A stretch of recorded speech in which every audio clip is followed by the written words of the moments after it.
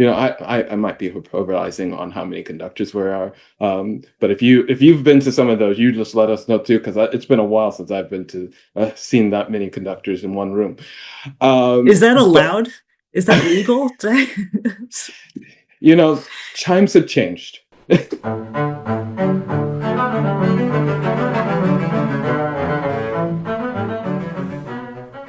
Hi, everyone. Happy holidays and welcome to OSA Backstage. I am Dani Meyer. Sauce Boss is right over here. And on today's episode, Serena and I are talking to conductor Joseph Young. He's coming back to Omaha to conduct Masterworks 3 in January. We absolutely can't wait.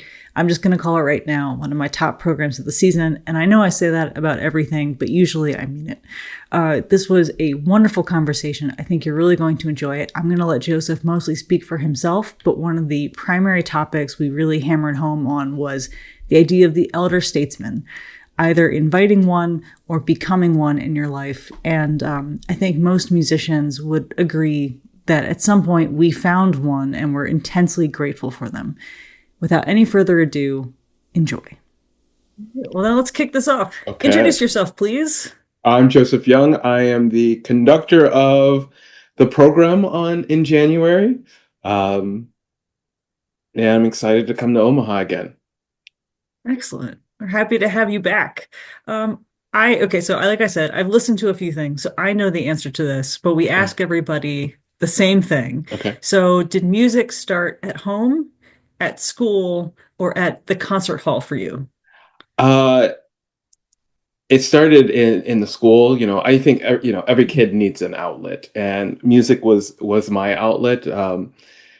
My dad wanted to keep me out of trouble, so he wanted me to do something to focus on, and we have a great music program in the middle school that I grew up in. I had an incredible teacher, incredible program. And if you ever been in the South, the band world is intense. All aspects of the musical classes felt like it was a varsity sport that any athlete would go through. And so that level of commitment made music feel more like something worth showing up.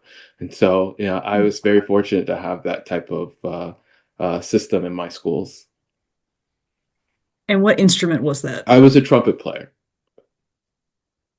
I find it fascinating that your dad wanted to keep you out of trouble, but he gave you one of the loudest instruments known to man. Well, I also felt like there was this moment when we're picking out the instruments. I still remember that moment very vividly because in this program, they have this outreach where you try every instrument. You try every instrument, and you have one of the eighth graders telling you how to play the instrument, and it's a family event. So me and my dad went and did it. And I was going around each of those instruments and I couldn't make a sound. And I remember that feeling of, I'm not going to be able to do this. I can't make a sound out of anything. And one of the last instruments was this eighth grader who really spent time with me to help me make a sound out of the trumpet. And I made one of the loudest sounds. But I think my dad and me, they saw how excited I was that I did it, and I was hooked at that moment. I love so many things about that. I love that they had eighth graders on site as like the elder statesmen Exactly. what a great idea. I want to put a pin in that because Yeah. that seems to be a common theme with you that we're gonna come back to. Okay. But okay, so you pick trumpet and you take that back home, but you actually you played that for a while, but at some point you fell in love with conducting. So do you remember, can you tell us a little bit about like that first concert where you decided, oh, I want to be the person on the podium? I I think the light bulb went off when I was actually in 16. Also in South Carolina, there was this program called the Governor's School for the Arts. It's a summer program for anyone who's now serious about taking on music as a career or, going into conservatory. And as a 11th grader, 12th grader, it was the summer program that gives you that intense experience, feeling like you're in a conservatory. You're taking the music history classes, you're taking the theory classes, you're going to lessons, you're playing in ensembles, and one was conducting. And for me, when I guess it is a common thread. Is I still remember the time where this my trumpet teacher at this camp or this institute was the conducting teacher, and he gave me a little bit of extra. It felt like personal time, and I just did a downbeat, and I remember his face lit up, and I was like, oh, I did something interesting and special. Let me keep trying this. Um, at that summer program, during this conducting class, they continue to weed people out of the class, and finally you get to 6 people, and it's not a competition, but we're all vying for the opportunity to stand in front of an orchestra to conduct a movement, a chamber orchestra to conduct a movement of a Beethoven symphony. And it was at that moment I was like, I really want to experience that, and having that sound in front of me for that first time, kind of was the light bulb moment for me. Do you feel like was there any inkling? Obviously, you went to this governor school, and that sounds like an amazing opportunity. Was trumpet something that you were considering focusing on before then, or was that just an opportunity that came up because you were doing well and you thought, I'll try this out and see how this goes? The conducting, or the experience, the music. Just in general, I yeah. I think that I was enjoying the I was enjoying trumpet was going well. For me, it was just the moment where you finally find something that you connect with.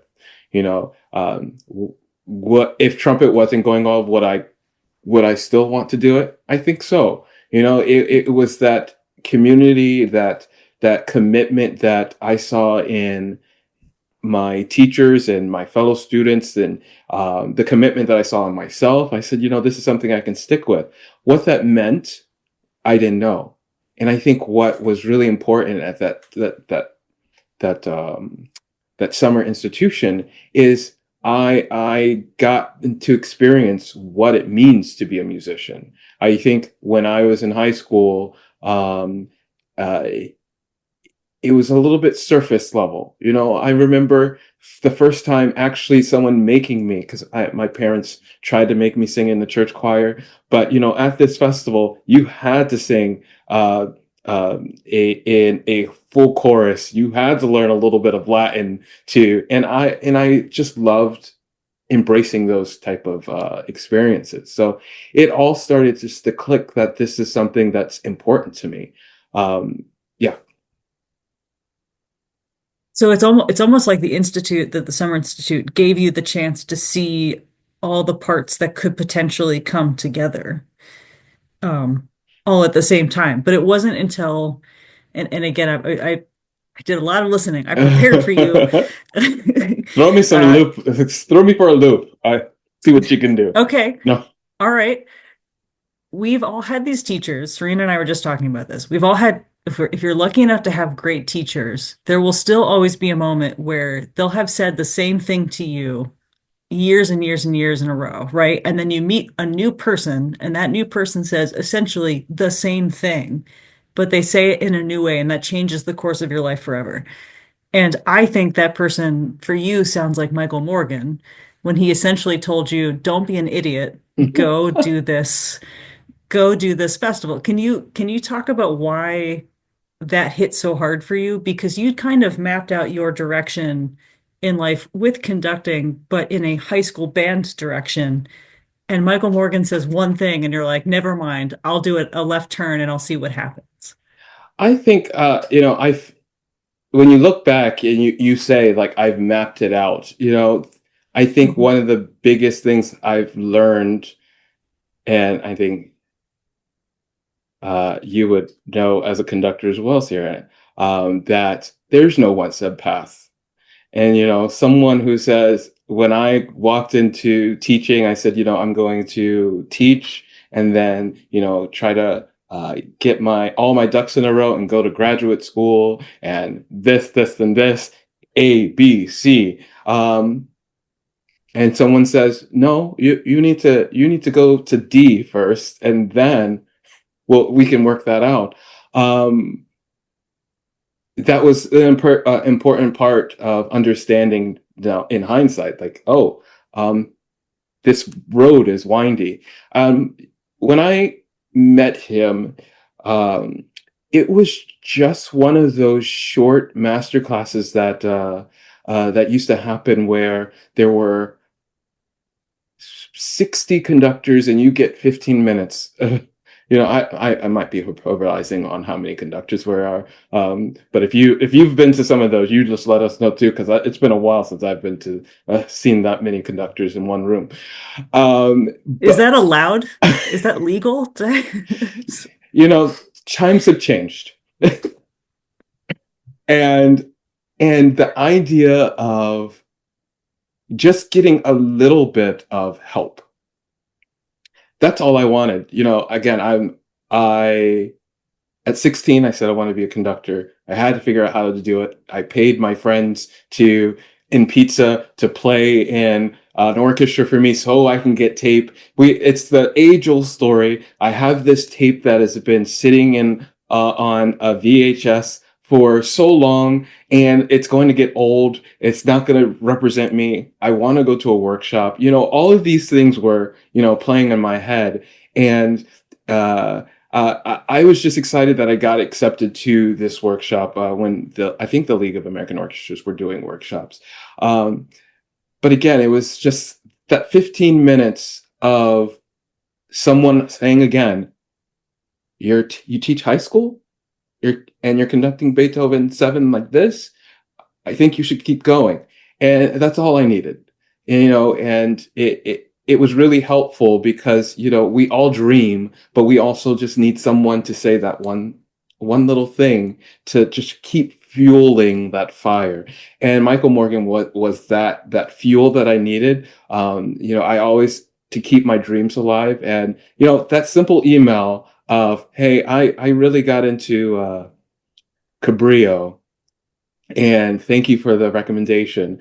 I'm very excited that I got accepted. I am one of six, which is a lot different than being one of 60, and I get so much podium time. However, I have band camp that I have to teach, and I'm not sure that I can go. And that immediate email back, you would be an idiot if you don't go work with Marin Alsop at this time.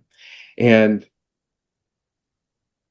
it just makes you realize what's important, that dream. How can I pivot just a little bit and be there for two groups, my school and myself? And so, I do treasure that. And I really, really love that I had the opportunity to kind of close that chapter and say thank you to Michael Morgan, because he was the first person to see me conduct a professional orchestra, and he was at my first concert as music director with the Berkeley Symphony, and I was able to say thank you again to that. So that was a really great way to close that chapter. Oh man. I wonder how many of us, if we looked back, would note those like elder statesman moments. Anywhere from the eighth grader who was just like, you're at the end of your instrumental rope and he hands you a trumpet. It's like, no, no, no, it's gonna be okay. You're gonna get Yeah, this. yeah. To the Michael Morgans of the world who aren't afraid to be honest with you. The problem I wonder is how many people don't listen because their fear is greater than their capacity to to go for it. And and that must have still been even with Michael, I imagine that must have still been hard to risk what you felt like was your job versus your career.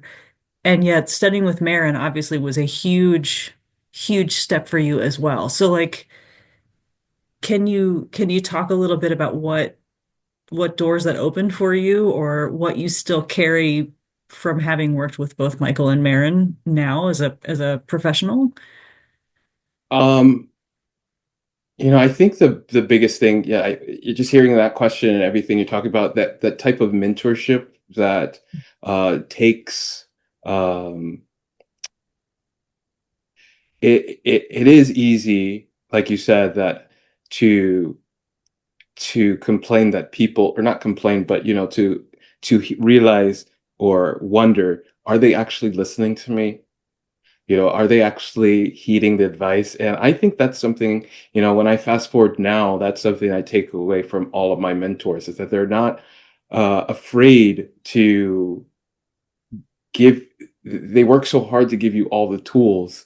Um, but they're not asking for anything in return. They don't know if you're going to take it all. They don't know if you're going to listen to it all. And for me, I take that uh, into consideration now, fast forwarding to try to be that model of a mentor and a leader in the classroom, the concert hall, and in my performances, because I want to feel trusted and welcomed and part of their work, whether it almost feels whether they want me there or not.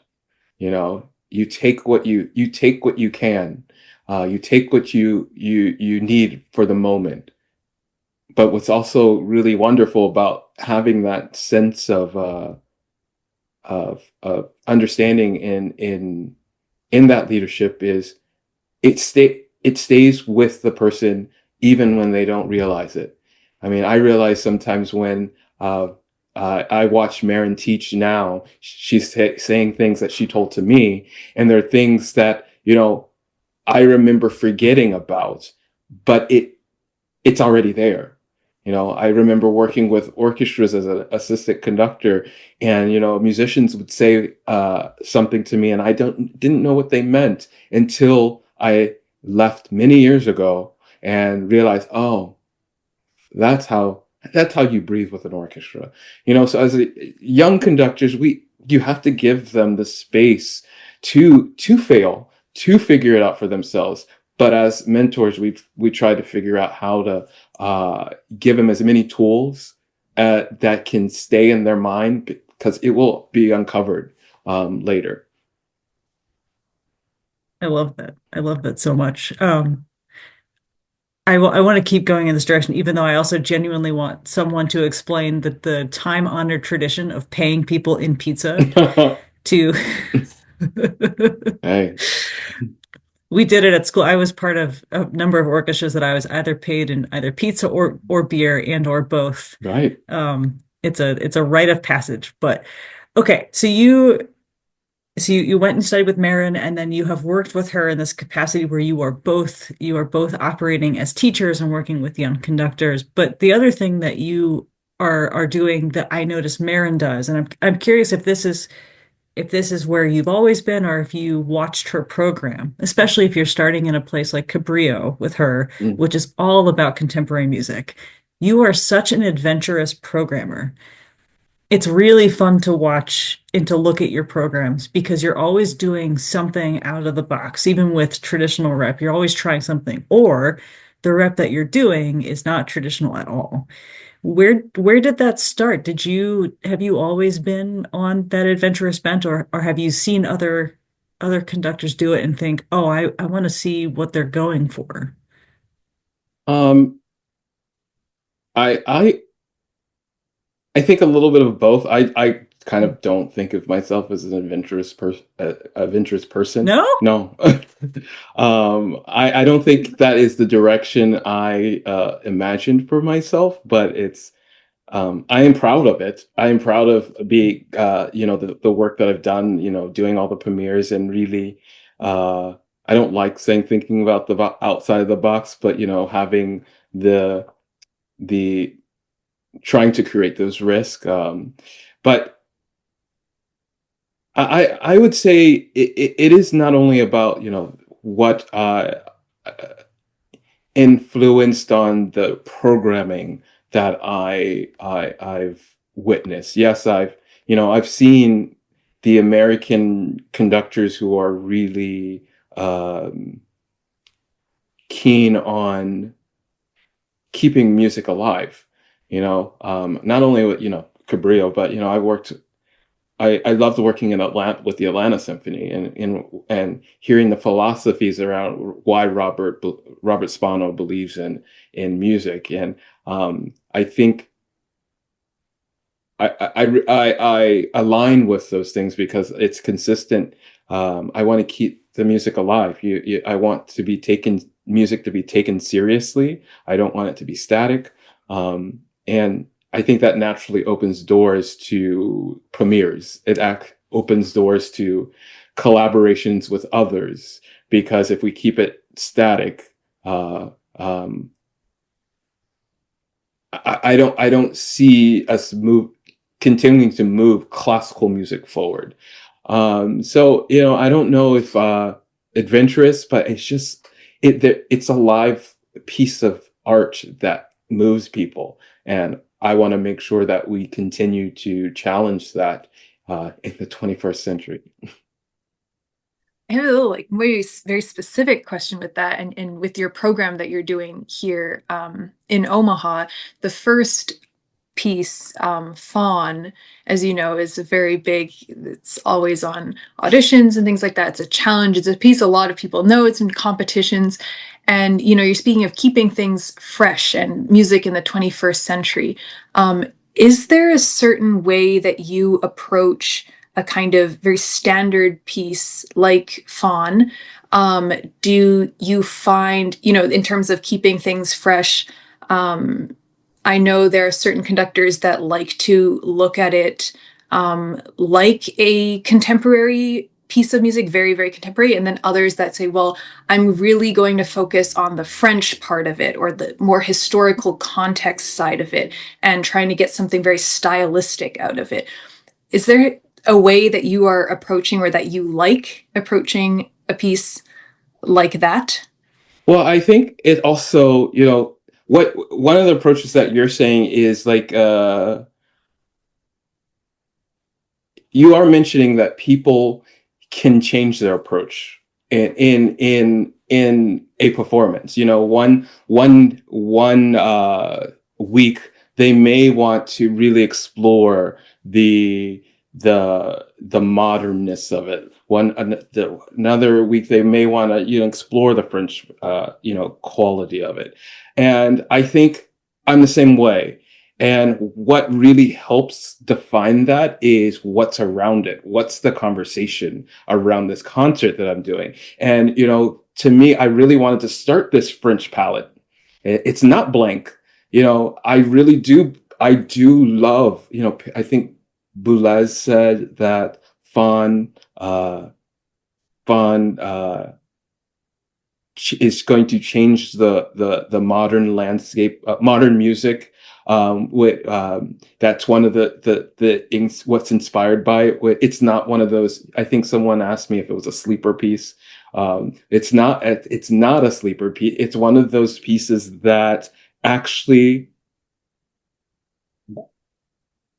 everyone said, this is modern, this is new, but something about music is about to change. This is that moment. Everyone, you could just imagine everyone in the audience felt something's changing. Something magical is about to happen. What I love about this, it makes you lean in.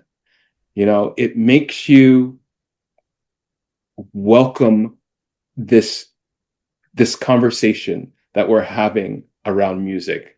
And for me, that takes in the atmosphere of what Debussy does. But it also wants you to hear that and juxtapose that with the saxophone concerto.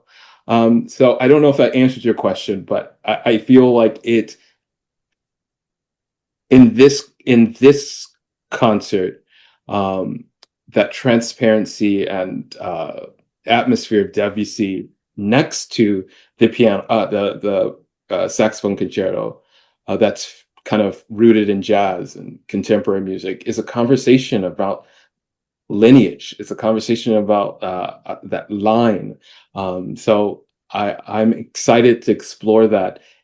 Even when I'm studying now, like it's not. It makes the study session, as a conductor, even more refreshing. You're like, yes, Debussy had a Faun. We see that in auditions. We see that here. It's a hard piece. It's full of color, but it's so interesting when you start studying it again and you experience a color a different way. And I think the concert that you program helps define that. I swear. Go ahead. No, I just thought to say that's such a thoughtful answer, and I love the little glimpse that we get into your conception of the program as a whole, and these kinds of like what you're really thinking about what the audience is going to experience, and the kind of we do pre-concert talks before programs, and absolutely love to continue this idea of what we can help the audience think about as they are going through. And I would love to, if Dani, you'd like to go, but how then the first half ties into the second half, as well as and Prokofiev, and maybe your experiences and thoughts of that. I think two big gestures. The concert's two big gestures. We have this first one that is, it's almost like you're inviting three people to a dinner party at a round table. You have someone who sets the mood, who's hosting the party, Debussy. You have someone who tries to be the life of the party, and you have the drunk uncle who wants to blow down the roof off the hall. And for me, I think of those big gestures. You got those type of individuals. I'm sorry if I'm not PC here. No, that's fantastic. Every holiday party needs a drunk uncle that is responsible for most of the shenanigans. Okay, so keep going. But I enjoy creating that kind of that menu. So we have these two big gestures, and the second half for me is just about energy. The piece really blows the roof off of the hall. It's the frenzy of it all, but the drama of it all. Someone who is able to show that depth and make us listen. So I promise. So when I put in the questions, is Debussy the sleeper hit? I meant more in the, is it the Jason Bourne of this program, where it's the sleeper cell of it awakens something in you. And I think I think that's exactly what you said. Yeah. Because it is such a it's so supremely magical, and it gets you every time. I think there's one of the reasons why it's probably on auditions is not just because it's hard and it's colorful, but rather it's like, well, what could you do with it? Could you actually capture that? And I feel like Prokofiev is actually in color wise is the same, because he has this extraordinary range of emotions that he takes us through. And for the orchestra, Prokofiev is a warhorse, but for the audience, except for his ballets, he might not be so much. So I'm curious. You talk about this drunk uncle at the party. It's like, okay, so how do we make the drunk uncle at the party? How do we get the audience familiar with him before we kick him off? Yeah, it's sometimes forgotten on us that Prokofiev is not. It is a warhorse for us as musicians and anyone involved, but it is not as recognized to audiences. But I love the drive and the drama of Prokofiev so much that I want to explore even more of his music's in his symphonies. When I think of Prokofiev 5, I don't want to go on to a pre-concert talk, Do it, do. when we think of Prokofiev 5 and it being written during wartime, and then this man says it's a hymn of free and happy man, someone who during hard times can find a little bit of human and optimism. A world that's messy, who's able to kind of feel and experience that. When I think of each movement, when we when I look at each movement, we have the first movement to me is this dignified character that is still in the background, blurred in the background is this life that is under a lot of pressure, that's strained, who's trying to find their place. Um, the second movement for me is so nervous, such a nervous energy. It's brittle, but it still has a lot of confidence. And someone who's forced to smile when everything else is going wrong around them. And I feel like I do that every day. And you just stand there and just kind of take it in because you're finding the optimism in life. The third movement is just grief. It feels like uh, it feels like waves of grief that wants to be poured out, but even in the loudest moments, it still doesn't feel like it's being true to that grief. It's restraining itself just a little bit more. And for me, the fourth movement is a lot of joy, knowing there is something better out there, but in spite of. Life is messy, but Prokofius understands that, but tells us that we can be a happy man. And I just think that's so strong, emotional, that are as a listener, if you can find that, I don't think you understand Prokofiev, you understand a little bit more about yourself. I love that so much. The first time I got to play this piece, I remember the fourth movement took me completely by surprise. Because I didn't used to listen to works before we played them, which is a big mistake in a lot of ways. It's more of a surprise that way, but you should definitely listen to a recording before you tackle something. But getting to play the fourth movement, you get past this devastating third, and then suddenly that zany clarinet solo kicks off, and it's like a kid on his bike with the brakes cut, and you're not quite sure what's going to happen to him, but like just this exhilarating ride the whole time. Right. And I yeah, I actually this time around, like re-exploring the piece. I'm actually starting. I have to start. I started with the last movement because it is because of that. I'm like, man, I don't know how he got here, but I just need to understand what's going on here. The zany clarinet. To me, it is that uh quartet of cellos that turns into this. I'm going to use zany too, but the zany viola, rhythmic pattern. Like, how do I laugh at this on the inside, but make it serious? It is one of those moments. Like, how do we transform this whole demeanor in a split of second? And I just love it. And then the ending, the clockwork of it all. It feels like something is about to fall apart, but it doesn't. And we have this theme that keeps telling us, no, no, no, we are here. Is this phrase in five? Is this in three? No, we're here. It's just fun.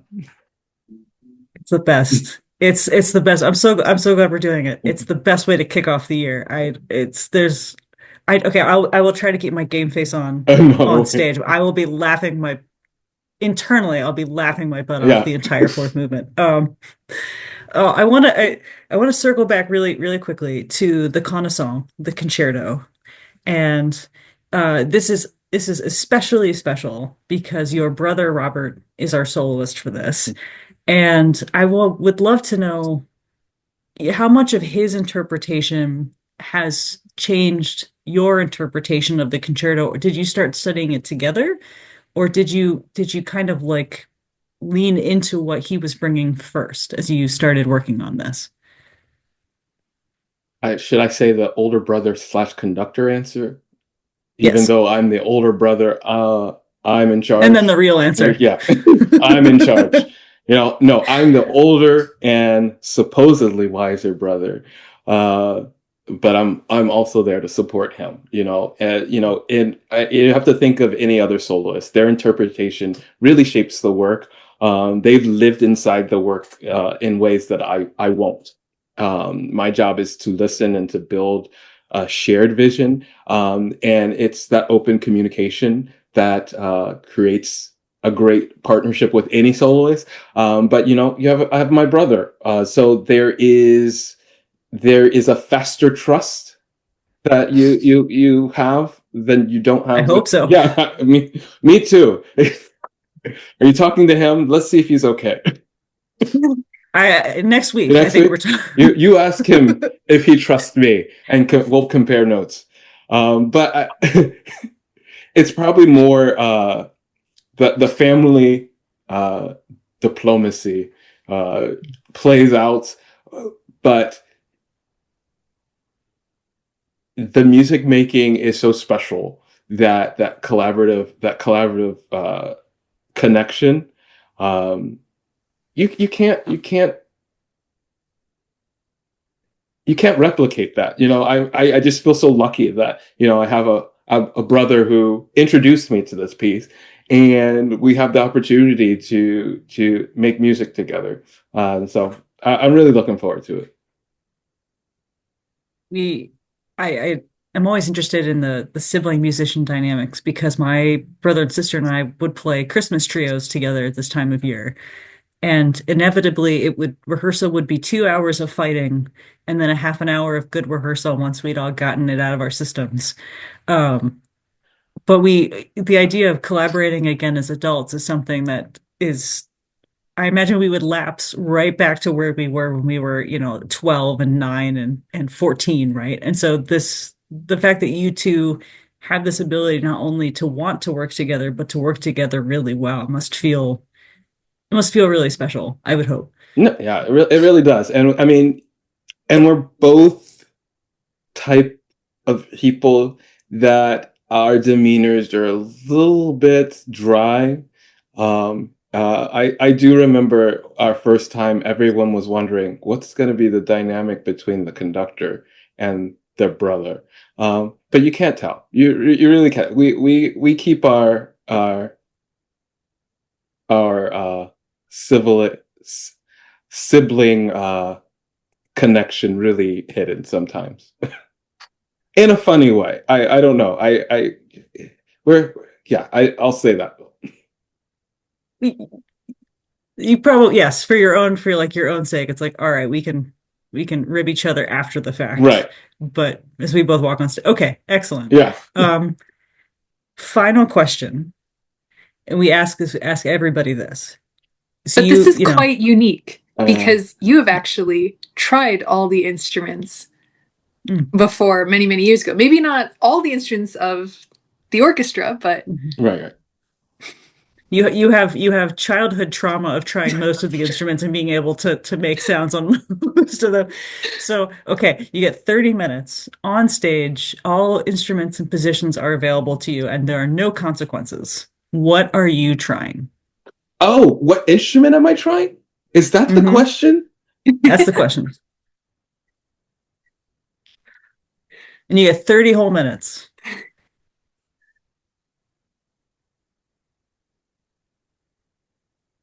I can only try one. Yes. Only try one instrument. Hmm.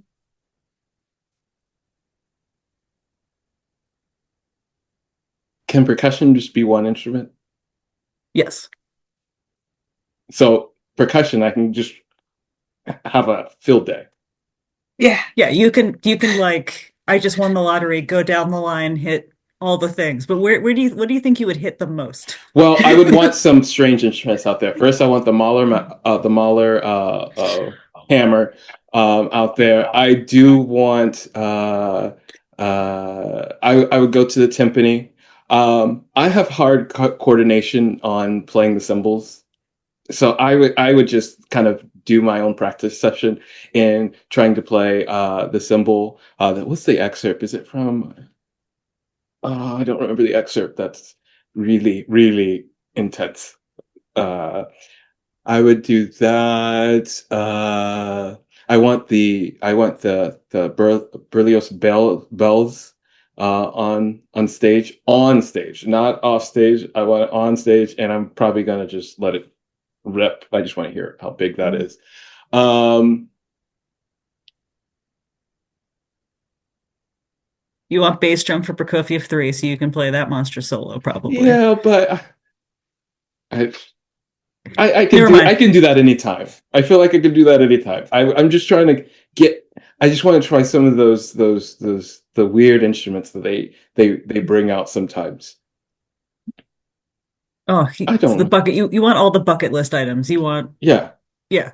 I do want to Oh, do the solo in Sorcerer's Apprentice on the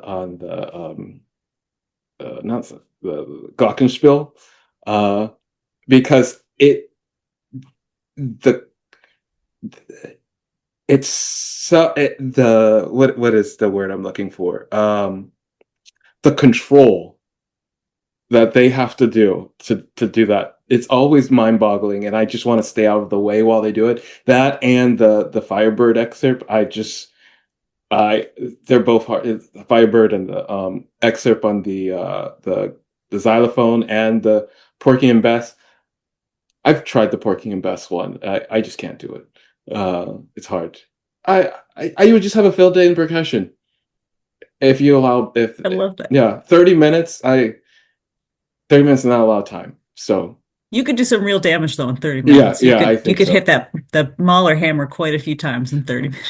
But there's part of me that says I want to try. I just want the experience, but also to be technically proficient. But that's not gonna happen. But I'm gonna challenge myself to be good.